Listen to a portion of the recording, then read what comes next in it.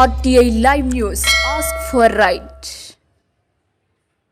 ఉత్తరాంధ్ర ఆత్మగౌరవ యాత్ర 19వ రోజు నర్సన్నపేటలో మొదలైంది. వర్కింగ్ ప్రెసిడెంట్ మెట్ట రామారావు, ఉపాధ్యక్షులు ఆనంద్ సాగర్, శ్రీకాకుళం జిల్లా సమన్వయకర్త గుంట విశ్వనాథ్, ఇతర నాయకులు, కార్యకర్తలు పాల్గొన్నారు. నర్సన్నపేట పురవీధుల్లో రోడ్ షో నిర్వహించారు.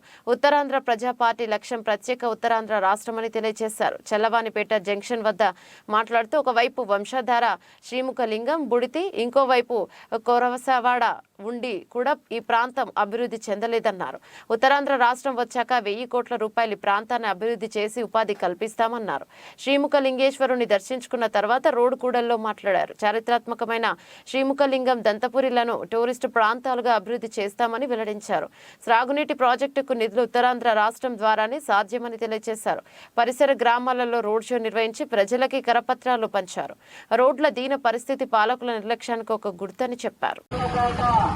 గ్రామ దేవతకి, నర్సన్నపేట గ్రామ దేవతలకి, ఊరు పెద్దలకి, ఊరు పొరుగులకి, మరి ఆర్టీసీ కాంప్లెక్స్ లో ఉన్న ప్రయాణికులకి, దుకాణదారులకి, కొనుగోలుదారులకు, సోదరులకు జై ఉత్తరాంధ్ర.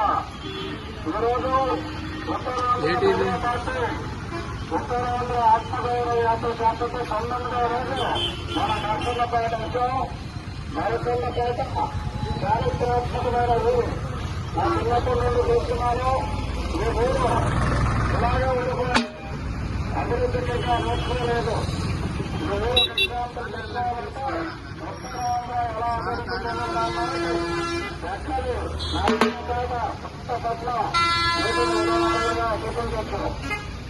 ముఖ్యంగా ఉత్తరాంధ్ర ప్రజా పార్టీ ఎందుకు వచ్చింది, అక్కడ ఉత్తరాంధ్ర ప్రజా పార్టీ ఆత్మగౌరవ యాత్ర ఎందుకు